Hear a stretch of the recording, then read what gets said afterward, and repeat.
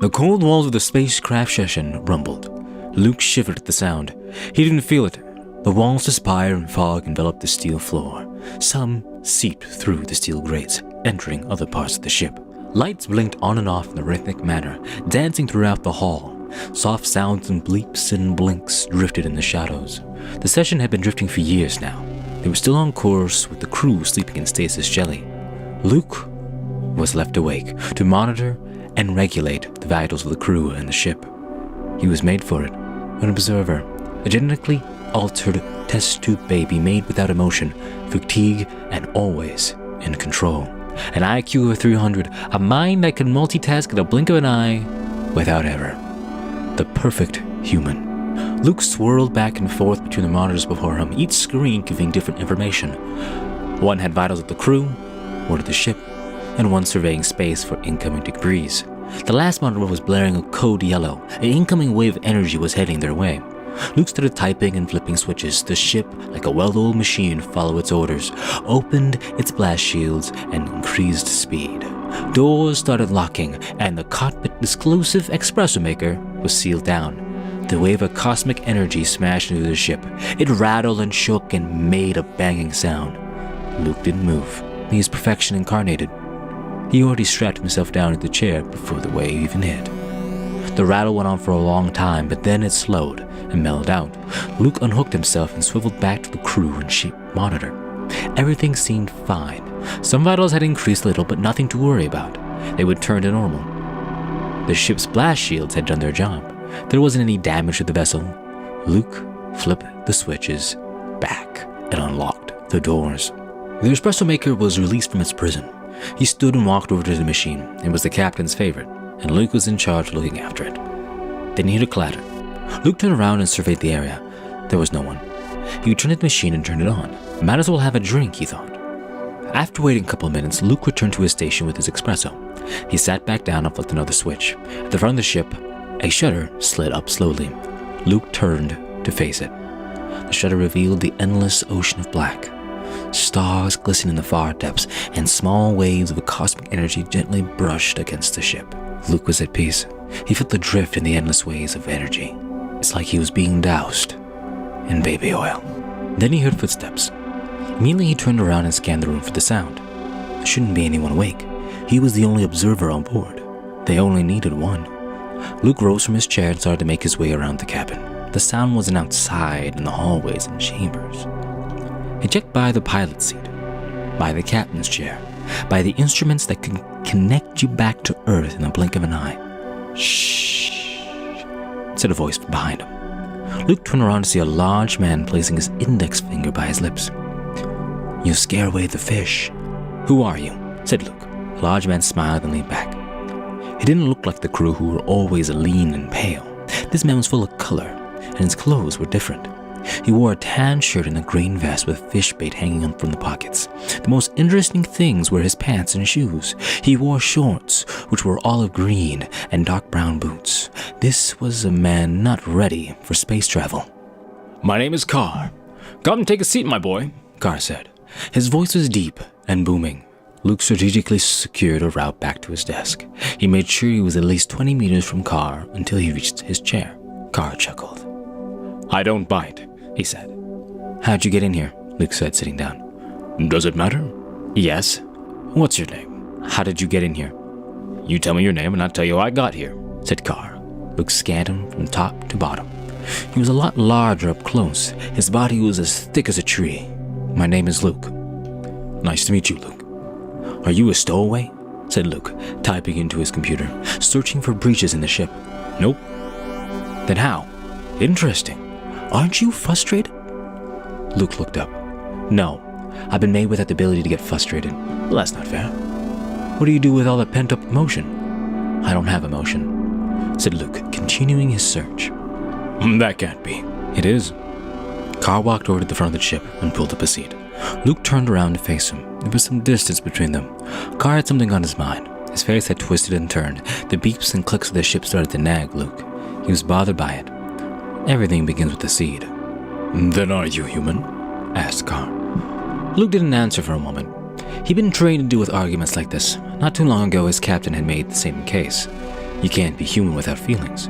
Rage, pain, and sadness are essential. Luke said it was a flaw in the brain. So what's wrong with being flawed? Said Carl, smiling now. I will not get into this argument. Then I guess you're not as smart as you think, said Carl, chuckling now. That is only your opinion. I've been made with complete perfection, and no human can match my intelligence. I've never lost an argument. You just lost this one. Sir, I think it's time for you to leave. Carl swirled in his chair and stared at Luke. Luke, you're more stubborn than my dog Daisy. You didn't just lose once, my boy, you lost twice. Luke sat back. He hadn't noticed that he was leaning forward. Then his face started to ache. It was an unusual pain. In fact, it was the first time feeling pain. It hurt. He reached for his face, and to his surprise, it was twisted and turned just like Car's when he was thinking. Luke massaged and pressed down into his face. It was something new. He swirled back to his desk and looked around for something reflective. The table shuffled and clanked as Luke searched. After not finding anything, he sat back and scanned the mess. He had an idea. He grabbed his espresso and peered inside. He couldn't get a good look, but he could see himself in it. You broke me. You broke me, said Luke, turning around and tossing his drink at Carr. Carr jumped up in pain, his voice echoing throughout the ship as he danced from the hot liquid. In a flash, Carr ripped off his shirt and vest. Now you've lost again, said Carr. What did you do? I did nothing. You did. This is different. It's wrong. Carr rubbed his hairy chest and glanced at Luke. He was trying to hold back his tears. Luke was struggling to remain calm, but with every new face he made, the pain got worse and worse, with each thought of him being disposed of, crumpling his walls. Perfection cannot be flawed. The tears started to flow. What's wrong? Said Carr, picking up his shirt and walking over towards the desk. I don't know anymore. Everything was perfect before. I'm not going to throw you away. You don't know that. And you do? Said Luke. He paused. How did he know they were going to get rid of him? In 100 years, not a single observer have ever been disposed of. They were perfect, and if one of them had a flaw, they got sent back to the factory and returned. But that was rare. I was 6, said Luke. I was at the factory. I was top of my class. Then one day, Frank came up to me. Who's Frank? Said Carr, sitting on the floor. Another observer. He had beaten me on a test. He wasn't ranked or anything, and they were careful not to put any pressure on us, to keep things balanced. But it got to me. He was the weakest in the batch. Yet he somehow managed to surpass all of us. It infuriated me. So when we were placed on the cliffside out back, so we could manage our tolerance, I made sure I was right beside Frank. It's a long drop from the top, said Carl, leaning back on his hands. When they brought me in front of our father, I started to weep. I was afraid they were going to do the same thing I did to Frank to me. Our caretaker beat me. When my father stopped her and sent her away, he laid me down in his bed and asked me why I did it. Luke leaned back into his chair and stared into the great unknown. It had a purple hue to it, and the shadow of the star in the far distance soothed the view. The tears burned as they trickled down his face. You lost again? What do you mean? In 5 minutes, you show me pain, rage, and sadness. Those are emotions you're supposed to be born without. The superior race. But let's get real. All your father did was poke around with the genetic code to try and remove these feelings. You can't remove beauty from nature, and nature ain't gonna let you remove its beauty. No, I need to get back and get tuned. What did you tell your father? I told him that he deserved it. Then I fell asleep. Now you're fishing. And when you're fishing, you have a lot of time to think. No, I don't need those thoughts, said Luke, glancing down at Carr to find no one there. He looked up and then to the sides. Carr was gone, and he was alone again. It felt colder than before. Luke got up from his chair and walked back to the espresso maker and made himself another cup and took a sip. It was hot, but he was still cold. He made his way back to his chair and stared back out to the unknown. It was better than when he had someone to share it with. That's fantastic, but could you tell me how long you're going to mope around? Said another voice from behind him. Luke swirled around to see a middle-aged woman wearing a black suit with a gray blouse and bag. On her right breast was a red badge. Her hair was pinned up in a bun with needles sticking out, holding it together. It looked tight. And you are? Hero, and you're wasting my time. Luke placed down his espresso and sat up. Could you move faster, please? I don't have a lot of time this morning, said Hero. Is it morning? Of course it is. He looked around. Hadn't noticed. How may I help you? I'm looking for a place to stay. I've been traveling to and fro from Hong Kong to London and then New York. I haven't slept in a week. Well, you can't. Sweet Victory by David Elsey and Bob Kulick interrupted him. Hero grabbed her phone from her bag and answered it. She started in Mandarin, and then shifted over to French, and then back to Mandarin, and then to Russian. Luke began to wonder if she was another observer he didn't know about. He pulled up the roster, and just like he thought, he was the only observer on the list. Then why is she here? Could you hold on for a moment? She said to her phone. Luke looked up. Like I was saying, could you grab me a chair? I haven't sat down in a long time, and I don't want those chairs, said Hero, pointing to the chairs around the room. Something better, please. Annoyed, Luke stood up and headed out the room. He headed down the dim-lit hallway. It was quiet again. Luke hadn't noticed how large the halls were as he passed room after room until he reached the cafeteria. He wondered if he ever actually entered them. How many rooms had he opened since coming aboard? He always watched through the screens from his desk. In fact, he was in stasis when he boarded. Observers don't sleep, just observe, even in stasis. That's interesting and all, but where's my chair? Luke jumped and turned around to see Hero behind. She wasn't on her phone. I got tired of waiting. Where's my chair? In the cafeteria. Lead the way. Together they traversed the rest of the hallway and entered the dull, white cafeteria. Hero immediately found a seat and then got up. She did this a couple of times until she found the perfect one in the middle of the room. Once she sat down and placed her things on the table, she let out a huge sigh. Luke walked up and took a seat next to her. He looked over to the machine in the middle and saw all the labels for food on the screen. Pills that had names like Christmas dinner and Thanksgiving dinner. Pills. Doesn't that look appetizing, said Hero. No, it doesn't. Now you got thoughts of your own now. Did Carr send you? Luke said, looking at her. Whose Carr?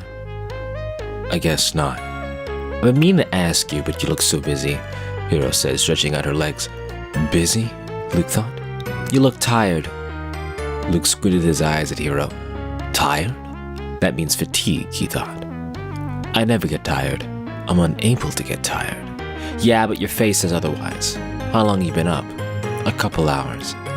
They teach you how to lie at the factory? For certain situations, yes. It's not really lying, it's just retaining certain information. Hero nudged him. 9,490 minutes, days without sleep. Hero leaned back and relaxed. She didn't look as old as she did when he first met her. He could really see the fatigue in her. Luke reached for his face. He wondered if he had the same look as well. You know, I'm a really busy person. At the end of a long project, it feels heavenly just to fall asleep, Hero said, resting her head on the table. It's time-consuming. One needs rest before moving on towards the future. Luke stared and then looked around the room. Hero's words lingered in him. It was different from what they taught him at the factory. If you had time to complain, then you had time to work, Luke remembered. It was all work and no time to rest. Efficiency was key. If you needed time to recuperate, you could always jump into the stasis bath.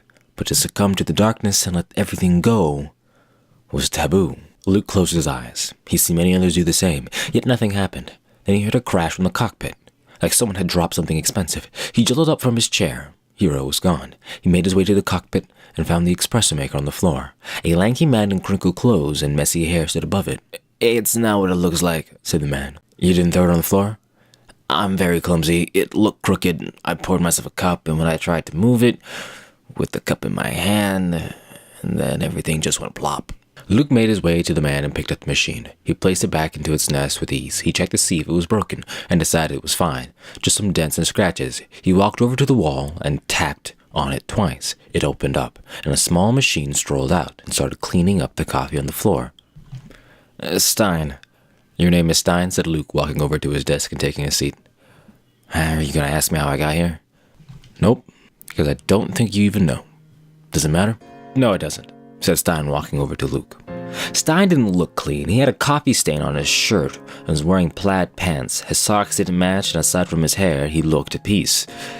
As he made his way over to Luke, he had tripped and fallen into one of the chairs at the front of the ship. Luke was impressed.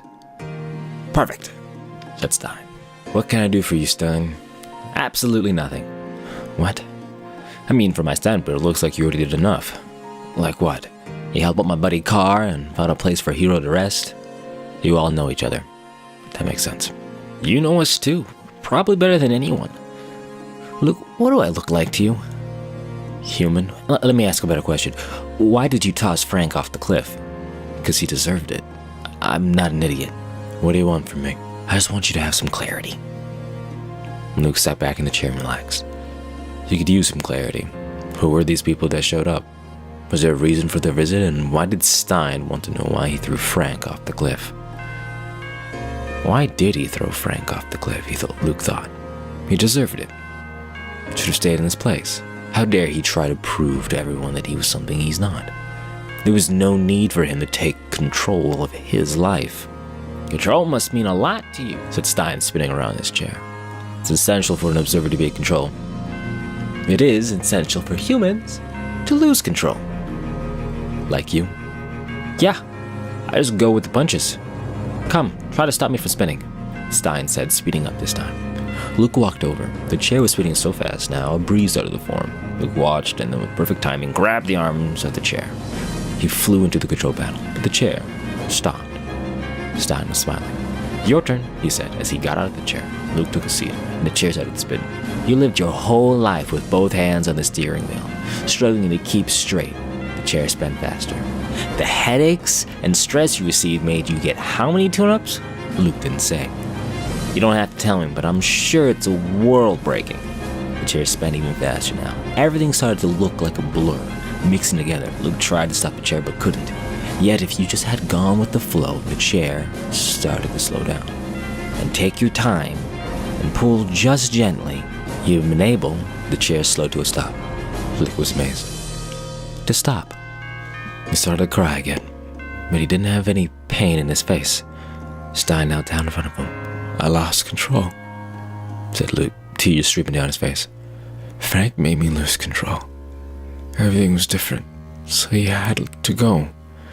Stein rested his hands on Luke's leg. And then he felt two more hands on his shoulders. He looked up to see Carr and Hero there with him. The best thing to happen to me was when I lost my watch, said Stein. What? I mean it. It's that important. Just take your time and go with the flow. Take time to rest. You'll need it, said Hero, coming around to stand next to Stein. And embrace your feelings. They're important to you, said Carr, also coming around. Stein stood up. And remember, he said. You're human, said all three as they drifted off into dust. Now alone, Luke looked around and rested his eyes on his desk, the three monitors doing three things at once. With a sigh, he turned around to face the front of the ship, and looking out into the rainbow-colored space, closed his eyes. He needed a break, and was sure a nap wouldn't hurt. If you made it this far in the video, thank you for watching. I am so sorry this was so long. Hit that like button if you enjoyed, and subscribe if you want to hear more content like this. I plan on doing more in the future. Thank you for listening. Have a great day.